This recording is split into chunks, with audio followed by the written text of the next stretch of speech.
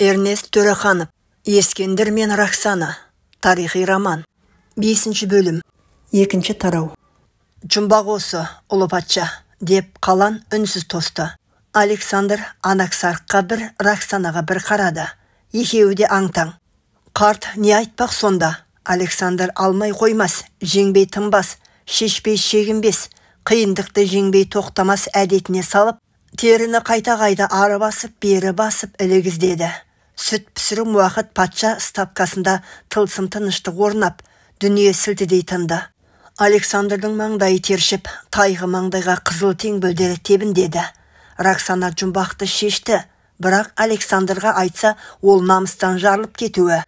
Роксана стапканы шарлап кеткен Александр мен Анаксарққа қарап, олардың елінде мұндай жұмбақтар болмайтынын еске алды. Сақ жерінде ол жастар бас қосатын үйреншікті орын, қиябанда, халықтық мерекелерде жиі кездеседі. Тіпті онсыз тойда өтпейді. Роксанаға далалық табиғаты сыбыр етті де, жұмбақ шешілді.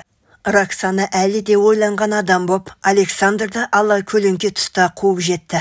Жанына келіп, қатар жүріп келе жатып сыбырлады. Меніңше, тері өзіңнің бүгінгі империяң. Империяның императорының орны шетте емес, ортада. Роксана, сен менен ақылдысың. Александр да жұртқа ту сыртын қаратып, дауыс естілместе етіп сыбырлады. Мен түсіндім, сен менен ұзаңқыра. Және аз кем уақыт өтті. Александр жалт бұрылып теріге жақындап кеп ортасынан басты. Мынау патшаның орны. Тері менің империям. Империя өте үлкен. Бір шетіне шықсаң екінші пұшпағы көтеріледі. Патша ортада отырып, тізгінді тең ұстау керек. Солай ма, ойшылым? Дәл өзі, ұлылығыңа көзім және жетті. Патша диагам бары бола алмайды, бірақ ақылды патшасы бар ел бақытты. Хош, ұлы Александр, енді көрсе алмаспыз. Енді 2 күн жолға дайындалам. 3-ші күні шығарып салуға келерсің. Александр қаланның айтқанын түсінбеді де аудармашыны тергеп, ежіктей сұрап барып ұқты. Сөйтсе қаланың жер бетіндегі өмір мерзімі біткен екен. Сондықтан 2 күн о дүниелік болуға төсек тартып әзірленеді. Содан соң үлкен от жағылып, қалан күлге айналмақ. 3 күннен соң бүкіл Македон әскері аяғы жеткен барша үндіс қаланмен қоштасуға келді. Жасыл алаңның ортасында белгілі бір тәртіппен жұмыр, қуағаштар текшелене қаланған. Текшенің ортасында қуыс-қуысында үлпілдек шөп. Қызметші тақуалар әлгі ағаштарға мөлдір май құйды. Бұл кезде атқа жайдақ мінген қалан келді. Ешкімге, ешқайда мойын бұрып көз салмастан өзінің ең соңғы тұғыры да, биігі де қаланған ағашқа жақындап келіп, тақуаларына бір нәрсе айтты. Тақуалар айтқаның болады деп құлдық ұрды. Қалан 2 адам тік ұстап тұрған сат ағашымен салтанатты түрде көтерілді де, 5-6 сырықты байланыстырып жасаған жайдақ төсекке шалқасынан жатты. Әлден уақытта тақуалар аспанға қарап жамырап берді. Ол шулыған сап тыйылғанда 4 бұрыштан от қойылды. Сатырлап өршелене жанған алпауыт алаудың ортасында қалан қара күйеге айналды. Одан соң қаһарына мінген қызыл от қаланнан ештеңе қалдырмады. Мұны көріп тұрып, жаны түршікпеген адам жоқ.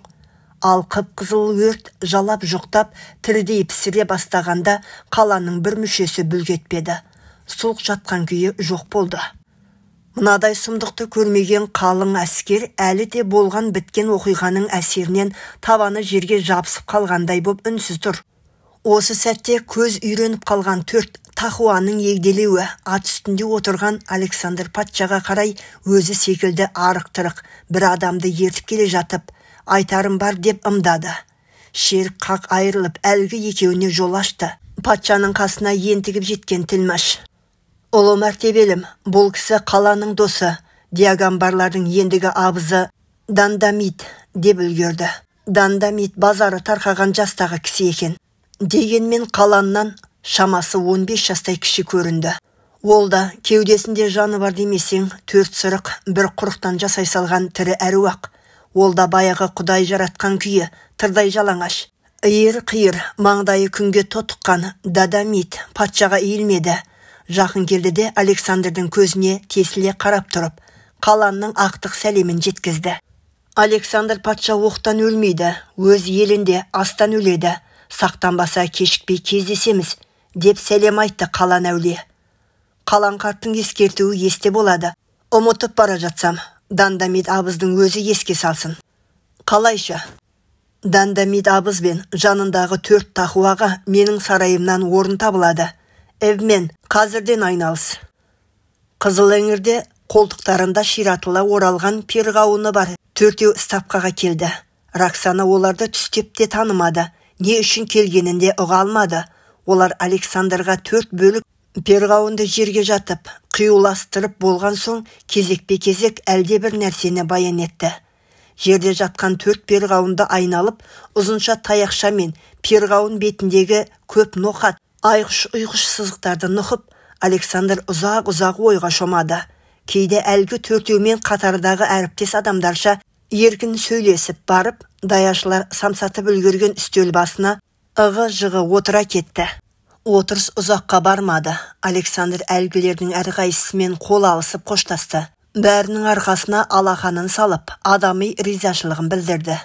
Одан соң дереу Антипатр мен Эвменді шақырды. Екеуіне әлдебір тапсырмаларды шегелей айтып жатты. Оларда жалт бұрылып бірден сыртқа беттеді. Кешке рәсми асқа патша ешкімді қатыстырмады. Роксана екеуі оңаша отырды. Патшаның асқа аса зауқы жоқ. Тек әдеп сақтап, рет-ретімен келген астың бар түрінен ауыз тиіп сырғытып отырды. Роксана әлі де ой шырмауында отырған патшадан жөн сұрамады. Іші қайнап тұрса да әміршінің ісіне сұғанақтық жасамады. Кешкі астан соң Александр алтын тақтың 2 қанатындағы сәкілендіре жасалған мамық орынға барып, киімін жеңілдетіп, сәл мызғып алды. 2 иығынан басқан зіл, кеудені кернеген өкініш уыты азайғанда басын көтеріп тілі орамға келді. Роксана, падиша жақындап келіп тізе бүкті. Роксана, үнді жорығы аяқталды. Енді 3 күннен соң жолға шығамыз. Әскердің жарамсызы флотпен қалғаны теңіз жағалауымен жүріп отырады. Сен осы жерден Вавилонға барып, мені тосасың. Александр өзен жағасына 12 альтар тұрғызып, сол жерде құрбандық берді. Содан соң бүкіл әскерге, құдайлар жорықты тоқтат, елге қайт деп тұр. Елге қайтамыз. Бірақ Македон әскерінің ісі осымен бітпейді. Алда Карфаген, Сицилия, Рим тұр, деп өзінің тақтан сыпырылып түсе жаздаған масқарасын жауырды жаба тоқығандай салдыртып өте шықты. Үнді сапары. Александрдың жүрегінде бір тамыр үзіліп кеткенде кеудесі сыздап тұратын болды. Сангалдағы әскери қарсылықты көзіне елестетсе өмірден де адамнан да түңіледі. Патша деген аты болмаса, осы жорықта қиындықты осы қарақұрымның кез келгенінен артық көрді. Оның денесіндегі жарақат іздер-ақ 30 000 шақырым майдан жолының кескініндей. Парсы мемлекеттерден құралған алпауыт империя, соның байлығын талапайға салғанның өзінде қарабайы жауынгердің өзі елге қыруар байлық жөнелтті. Үндінің асыл тас, алтын, күмісі, піл сүйегінен жасалған асыл заттар, теңіз түбінен сүзілген маржанын да Александр ешкімнен қызғанбады. Қолбасшылар бар жоғы 15-20 адам әлемдегі ең бай адамдар санатына көтерілді. Патша сарайына қабылданған 8 жылда 8 қадам жаяу жүрмеген ақылгөйлер мен әртүрлі саланың озық ойлы адамдарына Александр патша үлесінен аямай арқалатып келді. Олар да бүгін аса бай адамдар. Елге аман жетсе, олардың өз өмірі ғана емес, кейінгі ұрпағы да жорғаның үстінде ғұмыр кешеді. Олар Александр секілді бүкіл әлемнің көз сұғы қадалған ерекше тұлғалар емес. Жиған тергені қаншалықты болса да, жалпының назарынан да, назасынан да тыс. Алтынның буына шыдап берсе, өмірдің қызығына тоймас еді. Александр қолдан жасаған мықтылар Сангал соғысынан соң жеңішінен біз көрсетті. Сол бір сәт Александрдың рухын тонап кетті. Бұдан бұрынғы сатқындықтардан Александр жүрегін тілім-тілім етіп шығып еді. Мына қарсылықта Александр жаппай сатқындық, опасыздық деп ұқты. Рас, Нанты еліне бірден тартып кету көзсіздік болатын. Александр бұл жолы үнділік 4 патшаның арамзалығын аңдамай оңбай қателесті. Патша Сангал әлі өртеніп бітпей әскерінде, қолбасшыларында сапқа тұрғызды. әдеттегідей саптың орта шенінде ең жоғары дәрежедегі қолбасшылар шоғыры өз орнын алды. Патша әрі бас қолбасшы дәстүр бойынша қолбасшылардың қарсысына келіп сөз бастайтын. Бұл жолы да солай болды. Македондық жеңімпаздар, міне алдарыңда және бір үнді елі сұлап жатыр. Еңбектеріңе, ерліктеріңе рахмет. Македон әскері жасасын. Әскер қылышты қалқанға жалпағынан соғып, патша сөзіне жауап қайтарды. Менің қарулас достарым Птолемей, Лак, Леоннат артта қалған әскерді басқарып, бізді қуып жетеді. Бізді жаңа жеңіс, адамзат көріп білмеген шын байлық, жаңа кеңістік тосулы. Ол нан телі, алға ұлы жеңімпаздар, деп Александр аса жоғары рухпен, әлі де суынбаған жастық албырттықпен қылышын жоғары көтерді. Тебініп қалды. 20-30 қадам жерден кері қайтты. Әскер оған ілеспей мелшиіп тұр. Александрдың қаны басына шапты. Мұндайда әскер түгелдей қылышын аспанға шаншып, айғайға аттанды қосып, жерді тітіркендіруші еді. Бұл жолы күллі әскер барша қолбасшы үнсіз сұлық тұрды. Сол сәтте қолбасшылар әскермен бірге, яғни қара халықпен бір сапта, бір пікірде, бір пиғылда жақтас боп шыға келді де, ұлы патша, бас қолбасшы, барша жеңістің рухы, ақыл ойы, көрегені Александр Македонский алмаш қылыш шауып түсірген бас тәрізді бөлініп қалды. Сол сәтте әр сарбаз, әр әскер басы үшін Александрдың өзі де жер бетіндегі қым-қуыт тіршілік тоқтап қалғандай болды. Қолбасшылардың бойында қан жүрмей қалды. Бәрінің көз алдында Парменион, Филота, Клито, Каллиспен, Гермолайлардың тағдыры зуылдап өте шықты. Олар көзі шатынап, аспанды жерге түсірердей боп тұрған Александрдан көз алмай тұрған қыңыр Кен айқай салды. Үйге, Александр, үйге қайтамыз. Үйге қайтқанды көрсетеміз саған, Кен, деді іштей. Қас-қағым сәтте тақтан омақаса құлаған Александр. Келесі сәтте оның не істерін бір Құдай біледі. Оқыс жайттан патшаны Гефестион құтқарды. Гефестион баяғы жандосы зу етіп жанына жетіп келді. Александр, есіңді жи, әскерді гарнизонға бұр, алдына түсіп өзің етіп әкет, қалғанын көре жатармыз. Александр үшін бұл тұйықтан бұлт етіп шығудың жалғыз амалы еді. Ол және қылышын жоғары көтерді. Шерік, оңға бұрыл, қолбасшылар алға шығыңдар, гарнизонға, алға бас. Патша тебініп қалды да өзі оқ бойы осып кетті. Әскерді өзімен сөйлесуге дәті шыдамаған Гефестионға тапсырып, стапқаға тура тартты. Енді міне 3 күннен соң Македонның қарулы күші еліне қарай айналма жолмен жөңкіледі. Кеткенше үнділік 4 патшаның тынысын тарылтып үлгерді. Александр патшаларды шақыртты. Олар Македон әскерінің кетеріне байланысты осы төңіректе Александрдың қол баласындай лыпылдап қызмет жасап жүрген, өзін масқараға ұрындырған 4-еуі стапқаға кіргенде патша алтын зерлі әміршілік шапанын киіп, алтын тақта отырған. 4-еуі де бүгжеңдеп келіп, жеңушіна ернін тигізіп, көткеншектей жылыстап, дайындалған тапалтақ сәкіде арбалған көжектей боп отырысты. Патшаның жанындағы биік сәкіде Таксилдің сатырабы Махаттың ұлы Филипп отыр. Ертең 4-еуіңде әскерлеріңді Филиппке өткізіп бересіңдер. Патшалардың қолында сарай сақшылар ғана қалады. Бұл бір. Екінші, Парсы жерінен Үнді өзеніне дейін 4 патшалыққа Махаттың ұлы Филипп сатрап болып тағайындалды. Сатрап Филипптің сөзі менің сөзім. Бұдан былай Үнді жері мен үшін жұмбақ болудан қалды. Егер әлдекімнің пиғылы өзгерсе, жазалау әскері екінші ойран әкеледі. Онда ілуде біреудің басы аман қалады. Мен сендермен қоштаспаймын. Көзім де, құлағым да осы жақта болады. Боссыңдар. Александр сөзінің соңында ақырып жіберді.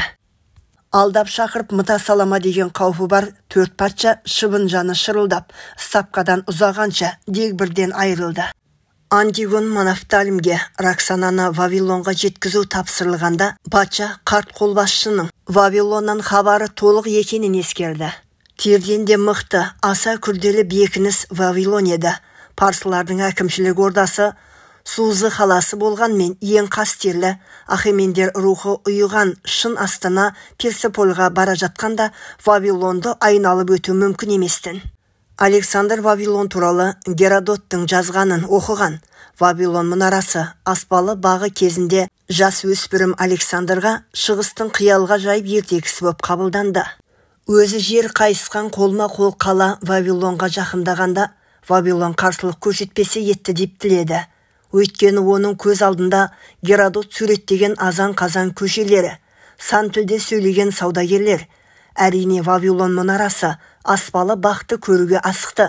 Әлемге әйгілі ғажайыпты қиратушы боп тарихқа кіргісі жоқ. Құдай сол жолы да Александрдың тілеуін берді.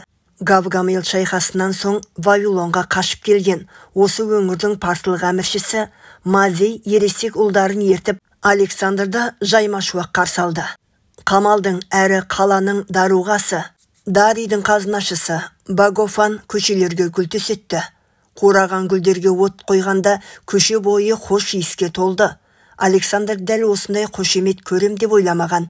Әрине, Мазей де Багофан да өз заманындағы аса маңызды мәдени, сауда, саяси орталықты бәз қалпында алып қалу үшін шырпыр. Александр оны түсінді, әрі ақылдары жеткеніне риза да болды. Өзі қалаға енгеннен ақ Геродоттың Вавилонды суреттеп жеткізе алмағанын түсінді. Патша қайда мойын бұрса да сол тұстан оқыс бір керемет көреді. Қамал шеңбері 365 стадия, биіктігі 60 шынтақ, қалыңдығы 32 фут. Қамалдың өзінен бас айналып көз қарауытты. Керемет сарайлар салтанаты, адам қиялының шегіне жеткен храмдар мен ғибадатханалар, кең көшелер мен қысаң жаяу жолдар, Ефраттың екі жағалауын жалғап тұрған тас көпір, басы артық суды жинайтын тұнбалар, қарсы алдында табандап бір күн тұрсаң жалықтырмайтын алып қақпалардағы бедерлі суреттер, ләззат атаулының бәрі, соның ішінде көрікті де асыл киімді көңілшек әйелдер македондықтардың есін кетірді. Вавилонға Александрдың мейірімі түсті. Ішіне түптің түбінде өз империясының астанасына Вавилон лайық екенін, ол пирамидаланып басталып, ең соңғы текше тамы қорғаннан 80 фут артылып, айнала төңірек түгел көрінетін мұнара аталған ең жоғарғы қауыздың өзі Александр бір жолата құдайға айналғанда мекендер жай екенін ішке түйіп қойған. Жорық кезінде Александр бас қақпаға жақын әрі өте мықты бекіністік сипаты бар итар сарайлар кешенін резиденция етті.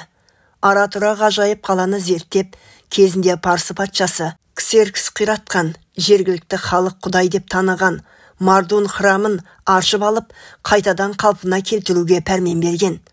Вавилонда қалатын Македон гарнизоны, азды көпті жарақаты бар жауынгерлерді, басы байлы құлдарды Александр жұмысқа салды. Қала даруғасына құлықтандардың еңбегі өнімді болу үшін ас суын күшейттеп Дарийдің қазынасының есебінен қалып бара жатқан жауынгерлерге әр түрлі мөлшерде күміс ақша бергізді. Жалдамалы әскерде риза 3 айлық көлемінде сыйақы таратылды. Сол жылы, сол сапарда Александрмен бірге Вавилонға Антигон Манафталымда кірген. Резиденцияның бір қанатында қарт қолбасшы күн сайын жас иіске кенеліп, 30 күнде жас шағында орайы келмеген рахатты түндердің орнын едәуір толтырған қанағат сезіммен аттанып еді. Сондықтан Антигон Манафталым Вавилонға келген сәтте Мазей мен Багофанды шақыртып алып, кеңсенің темір қазымыры Антипатр дайындаған Александр патшаның нұсқауларын табыс етті. Іс қағазына, патша тапсырмасына аса мұқият, еш нәрсені ұмытпайтын, майда шүйдеге дейін тәптіштеп жазатын Антипатрдың бұйрық ретіндегі құжатын оқыған соң ешкімде ешқандай сұрақ сауал қалмады. Енді тек сол сала құлаш нұсқауларды бұлжытпай орындау қалған. Роксана өзі көп естіген Вавилонды ақбоз атымен 6 күн аралады. Ең соңында мұнараға келді. Көрген білгенін әкесі байтақ патшаның Вавилон туралы айтатын аңыз тәрізді әңгімелерімен салыстырды. Әкем кейін елге оралғанда тасқаланы түгелдей салдырып, орта шеніне патша сарайын тұрғызады. Гүлзарлар 7 ай жазда күн көзінен жылынатын су тұнбалары, жалпақ тас төселген жаяу жолдар. Бәрі байтақтың Вавилоннан алған әсері болса керек. Ал өзінің баскенті Битанда салдырған сарайы орталық. Ең биік күмбезді қоршаған 12 кіші күмбезбен құдіреттеніп тұр. Онда да байтақ Вавилонның көргенінің жобасын жасатқан. Рас, Мына Вавилон сарайлары мен зиккуратындай ғажайып болмағанмен, бір елдің патшасына әбден лайық көлемді де көркем ғимарат боп шыққан. Роксана бұл кішігірім әлемді бірден түсіне алмасын білді. Дегенмен толық түсінігі болу үшін зиккураттың бірінші қабатынан бастап, ең жоғарғы мұнара атаулына себепші болған. Биіктігі 15 құлаш ғибадатханаға дейін сақшыларын, 300 құрбысын, жергілікті сатрап пен даруғаның әйелдері, Вавилонның бетке шығар ақсүйектерінің нақсүйерлерін шұбыртып сейіл құрды. Ғибадатхананың іші де сырты да алтынмен апталған, күтімі жақсы екен. Жол бастаушы Вавилон тарихын кәсіп еткен жергілікті ғұламадан Роксана өзіне өте қажет көп дерек алды. Соның ішінде алғашқы биіктігі 6 метрлік қабаттың астында құпия жолдар мен құпия қауыздар бар екенін, қатерлі жайт туса, ең жоғарғы ғибадатханаға апарар баспалдақтар бітеу тас есікпен оп-оңай жабылып қалатынын да еренсіз ғана біліп алды. Александр мұхитқа жетіп, жолай соғысып, Үнді өзенінің бергі бетіндегі майда тайпаларды түгел қаратып, бірақ келеді. Оған дейін деп ойға шомды Роксана. Вавилонды зерттеуден басқа не істеуге болады? Зерттеу де керек. Тек көрген адам таңдамаша қалатын әуестік үшін тұрмау керек. Бұл қасиетті орындар. Оларды адамға жақындату қажет. Өмір, тіршілік демі білінетін болсын. Александр мені бұл жерге бекер жіберген жоқ. Оның ойы тереңде. Десе дегендей, Вавилон әлемдік империяның астанасы, әлем әміршісінің бас резиденциясы болады. Александр бұрын досым көп деп ойлаған. Саңгалдағы дағдарыстан соң көзі ашылған сияқты. Әне, Александр ту сыртын қаратып ұзағаны сол еді. 4 патшаның үстінен қарар сатрап Махаттың ұлы Филипп қастандықпен өлтірілді. Мазей мен Антигон Ванафталым Роксана әзірлеткен кешкі аста неше түрлі сұмдықтарды айтып берді. Патшаның анасы Олимпиада мен империяның европалық бөлігінде Александрдың өзі наместиник етіп тағайындаған Антипатрдың арасындағы тартыс баршаға аянтын. Қазір екеуінің даудамайынан ел іші екіге бөлініпті. Екеуі де бірінің үстінен бірі шағым айтып, Александрдың басын қатырумен отыр. Сақ даласына жасаған жорықта Александр шеткі Александрия деп қала соқтырған еді. Қаланың басшысы етіп, хат танымаған мен табиғатынан зерек Александрға көп жыл оққағар боп қызмет істеген. Сол қызметінде бір аяғынан айырылған Афанасий Алпауытты тағайындаған. Сол қаладағы 7-8 мың грек бас көтеріп, араларынан Афинадор дегенді қолбасшы сайлапты. Македондықтар мен гректердің қақтығысында Афинадор өліпті. Бірақ гректер сол тулағаннан тулап, Александрия Эсхатаны тастап, Элладаға қарай босып кетіпті. Шамалы қару жарағы бар 2000-дық әккі сарбаздар жолай не бүлдіретіні белгісіз. Афанасийдің де тағдыры беймәлім. Сатраптар жақтан да желесті. Олар Александрдың соғыстан қолы босамағанын, шалғайда жүргенін пайдаланып, елді де жерді де тонауға кіріскен. Сірә Александрдың табаны парсы жеріне тиісімен үлкен ылаң басталады. Қатердің үлкені Александрдың жуырда ғана қатты жарақат алғаны еді. Патша кеудесіне қадалған жебені өзі суырып алғанда қансырап ес-түссіз құлаған. Патша жан тапсырды деген қауесет Неархқа жеткен. Патшаның Гефастион, Птоломей, Кратер тәрізді достарының қатарына қосылған ұлы теңізші, үлкен білгір, ержүрек қолбасшы Неарх патшаның өлгені рас болса не істеу керектігін ойластырып, әскердің босқынға айналмауын қамдап қойғанда, көз ұшында зембіл үстінде сұлқ жатқан адамды көреді. Бір кезде жаралы адам қолын көтереді. Сарбаздар қобырап, жаралы адамды атқа көтеріп мінгізеді. Сонда барып, Неархта көз тіккен қарақұрым әскерде жан шақырып, қуанғаннан айқайға басыпты. Антигон мен Мазей ол хабарды әрине дастархан басында айтпады. Александр жақтан қилы-қилы хабарлар келіп жатыр. Анаумен соғысыпты, мынаумен соғысыпты дегендеріне Роксананың еті өле бастады. Сол қисынсыз қақтығыстардың қисапсыз хабарынан сүзіп алатыны біреу. Александр тірі. Ал патша Роксананы Вавилонға аттандырып, мені сонда тос дегеніне 1,5 жыл болды. Бұл уақытта Роксана бостан-бос өткізген жоқ. Алғашында Мазейде, қала даруғасы Багофанда, падиша жан тыныштығы, алдында асы, сайлы қызметшілері болса, керіліп созылып жата беретін адам болар деп ойлады.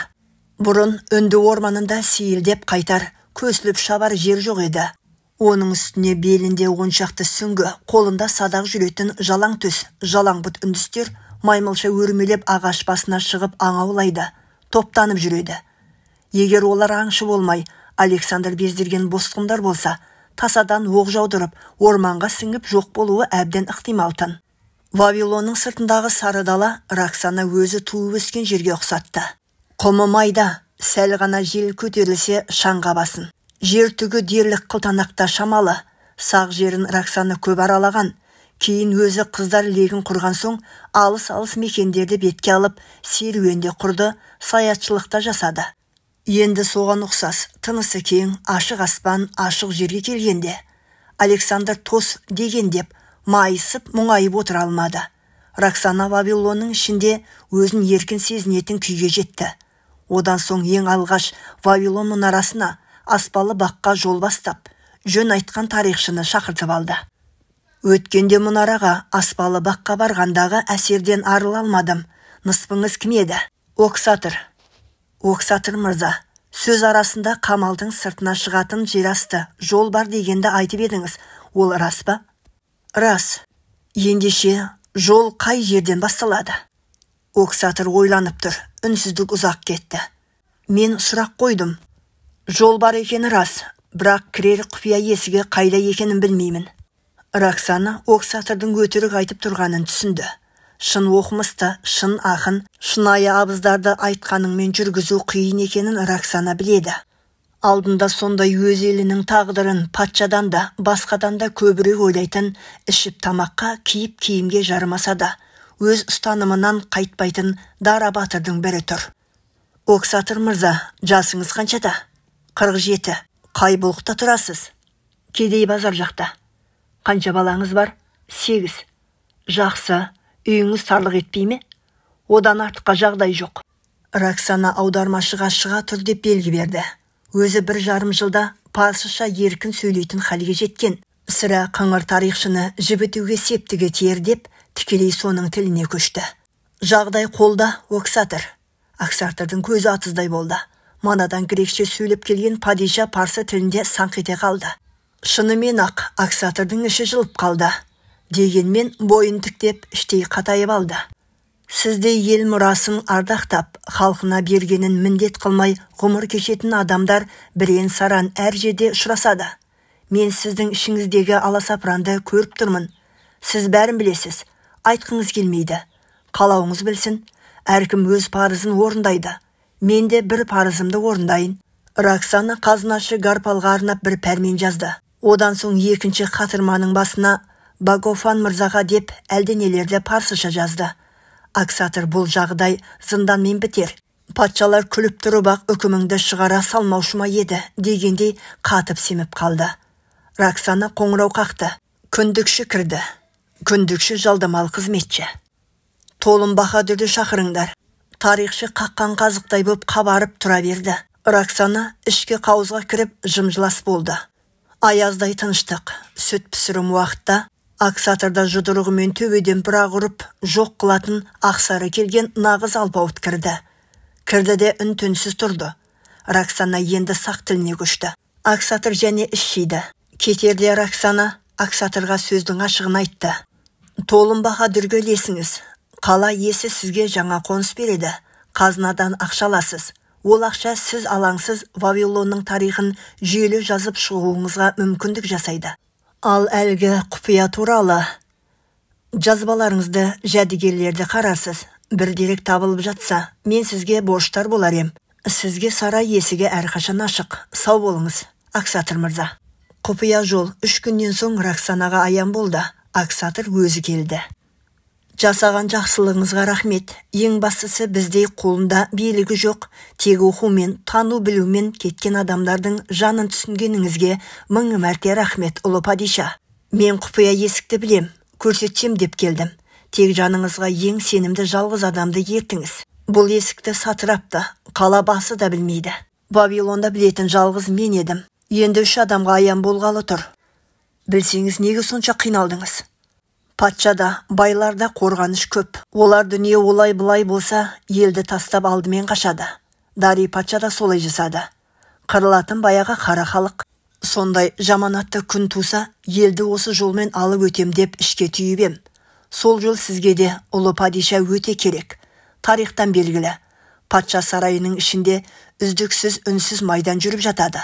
Оның үстіне сіз Македон грек ортасында, Парсы жерінде жалғызсыз. Мен соны ойладым. Әңгімеңіз көңілге қонды, Ақсатыр мырза.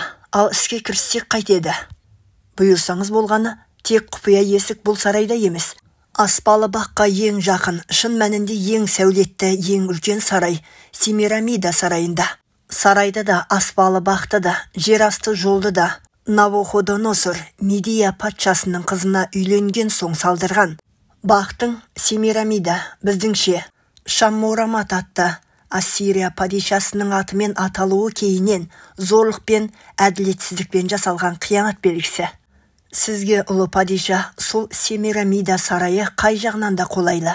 Ашығын айтсам, жазаға тартпассыз. Егер қауіп-қатер төне бастаса, осы жер асты жол сізді екі қыр асырып, көзден таса қылады. Бізге үшінші куәнің керегі жоқ. Қазір Семирамида сарайына барамыз. Сақшылар сыртта қалады. Оққағарлар сізге белгі берген тұста тоқтайды.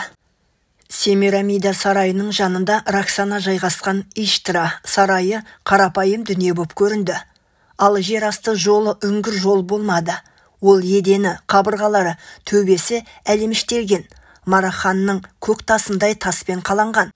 3 атты кісі үзеңгі қағыстыра қатар жүре алатын тіп-тік дәліз боп шықты. Кірер есігі Мардук Құдай айтты деген сөзден көне ариппейлер тілінде жазылған 17 тастың 7-шісі. Беті жылмағайланған, шыбынтайып жығылар жап-жалтыр. Бас жағы күмбездене доғалданған өте биік. 7 тастың бетіндегі жазудың 7 жолындағы бір таңба тастың арғы бетінде салбырап тұрған шығыршықтың түймесі екен. Роксана Ақсатырға қарады. Ілесесіз бе, Ақсатыр? Сізден рұқсат болса, мұндай бақыт маған енді бұйыра қоймас. Жүріңіз. Роксана есікті өзі ашты. Арғы бет тас қараңғы. Сырттан түскен сәулемен дәлізге түскенше тас есік өзінен өзі қайта жабылды. Дәліздің тынысы кең, іші мырсында екенін Роксана жан тәнімен сезінді. Және бір ғажап, өте алыстан күн сәулесі себезгіленіп, өзіне қарай шақырып тұр. Падиша мен тарихшы алға жүруге жүрексініп, кібіртіктеп біраз тұрды. Әлден уақытта көзге түртсе көргісіз, қараңғылық сұйылып, дәліздің 4 бұрышты кескіні көрінді.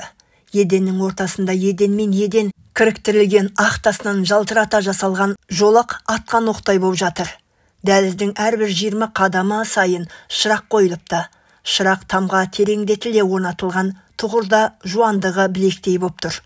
Роксана біріне от қойды. Одан соң қарсы беттегі және біреуіне.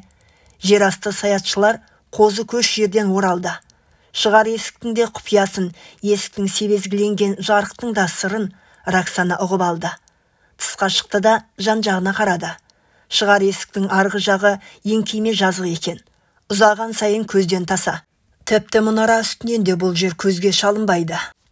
Семирамидадан қайтқан соң Ақсатыр Роксанаға және бір сырын айтты. Мендегі дерек бойынша осы дәліздің шыға берісінде оң жақтан үңгіп жасаған қалтарыс бар. Бар, оны көрдік. Сол қалтарыста тиеп әкетуге даптайын алтын күміс, асыл тас, інжу маржан қазына болуға тиіс. Қазына болса болған шығар, қазір оның орны бос жатыр. Ғасырлар бұрын нендей тағдырлы жайттар болғанын бізге кім айтады? Оқасы жоқ. Ақсатыр мырза үйге құр қол қайтпайды. Роксана өз қобдишасынан бір маржа моншақ, бір алтын әйкел алып берді. Әйкел асыл тастан көзі бар, алтын кулон. Есіңізде болсын, Ақсатыр. Қымбат мүлік көз тартып қана қоймайды, қаскөйдің пиғылын да бұзады. Әйеліңіз абай болсын. Дұрысы Вавилонның хан базарында жүрген жат жұрттық бай саудагерлерге апарып, алтын теңгеге айырбастасын. Мына жауһардың құны бір сарай тұрғызарлық пұл.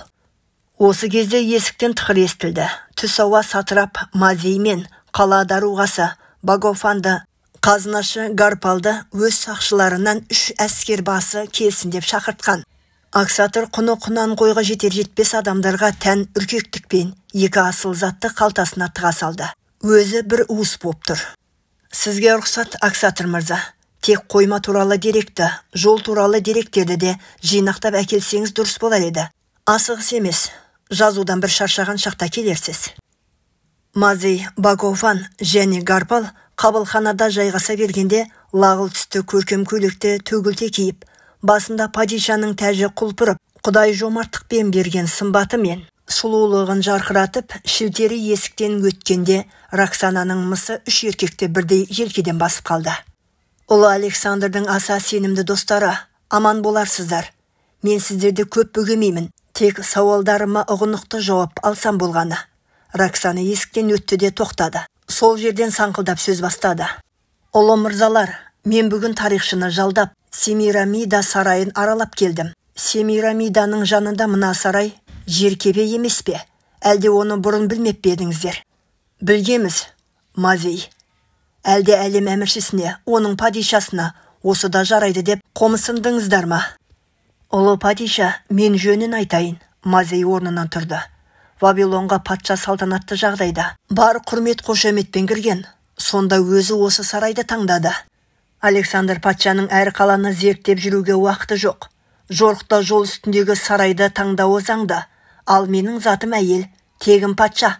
Семирамида сарайында тұруға Роксана падиша лайық деген ой келмеді ме сіздерге? Ұлы ақылмандар, босағадағы сарай кімге лайық? Төрдегі ең қасиетті жердегі сарайды кімге сақтап отырсыздар? Сөзіңізде қате жоқ. Антигон Манафталымның айтуымен ұлы әмірші тоқтаған сарай деп ұйғарғанбыз. Ер адамның сәнмен салтанатқа кейде жетесі жетпейтінін есіңізге салып, сізден ұлы падиша кешірім сұраймыз. Мазей қасындағыларға бұрылып еді, екеуі де жөпілдете бас шұлғыды. 10 күн мерзім, мырзалар. Сарайды қауіпсіз, қаннен қаперсіз өмір сүруді ұнататын падишаға лайықтап дайындадыңыздар. Қолбасшылар, ертең осы отырған елдерімен кеңесіп, падиша сейіл құрар аймақты барлап белгілеп қоясыздар. Сейіл арғы күні әскер түгел қатысады. Ойын машық өткізесіздер. Ол машық апта сайын өтетін болады. Падишаны сақшылар алыстан орақта қорғайды. 300-дүкпен таң ата жолға шығамыз. Әзірше осы, сіздер боссыздар. Роксана жалп бұрылып шыққан есіктің арғы бетіне өтті. Роксананың уәжін тауып қаумалап әкеліп, сатырапқа да, даруғаға да, тек бас шұлғуды қалдыратын өткірлігіне бәлен жылдан бері жан қинамаған ақсүйектер үйрене бастады. Сірә бас қатырар істің жоқтығы олардың ойлау қабілетінде доғалдай бастады ма екен? Аксатыр Роксана Семирамида сарайына жайғасқан соң, тілім-тілім күлдіреп тұрған перғауындарын көтеріп келді. Роксана Аксатырды бір арба азық-түлікпен жеткіздіріп салды. Роксана мазасы болмай отырған адамның сыңайын танытып, асықпай танысу үшін перғауындарды уақытша тастап кетуін өтінді. Аксатыр есіктің көзінде тұрып, күмілжи сөйледі. Ұлы падиша, мен бір нәрсе айтсам, өзіме, бала-шағама зияным тиіп кетеме деп тұрмын. Айтыңыз, зиян болмас жағын қарастырармыз. Осыдан бір жеті бұрын патшаның қазынашысы Гарпал мені жендеттерін жіберіп бас сарайға алдыртты. Сонда Роксана падишаға мен туралы не айттың деп қатты шүйілді. Мен қол жетпес адамдар туралы не айталам? Сіз туралы сөз де болған емес. Падиша өнерді, тарихты жақсы көреді. Әңгіме Вавилонның тарихынан асқан жоқ дедім. Бас сарай туралы біле ме деп сұрады Гарпал. Әзірше білмейді. Падишаға Семирамида қатты ұнады дедім. Гарпал, байқа ғұлама. Бас сарай туралы аузыңды ашпа. Егер өзі падиша білген болса, не айтасың? Деп тағақтады. Семирамида оңаша, тыныш, қорғанысқа да аспалы бақта демалуға да қолайлы. Ал бас сарай ғасырлар бойы бірінің басын бір алған әміршілердің бақталас орны болған. Ырымы жаман жер деп ұқтырам дедім. Ол не деді? Бақырып тұрып күлді, риза болды. 6 талант алтын берді. Бас сарай шынымен де солай ма? Солай. Ол мынадан үлкен, өзі жатқан бір қала. Тарихшы бұрынғыдай емес, киімі жаңаланып, көзі майланып, жүрісі екпіндеп ақ қалыпты.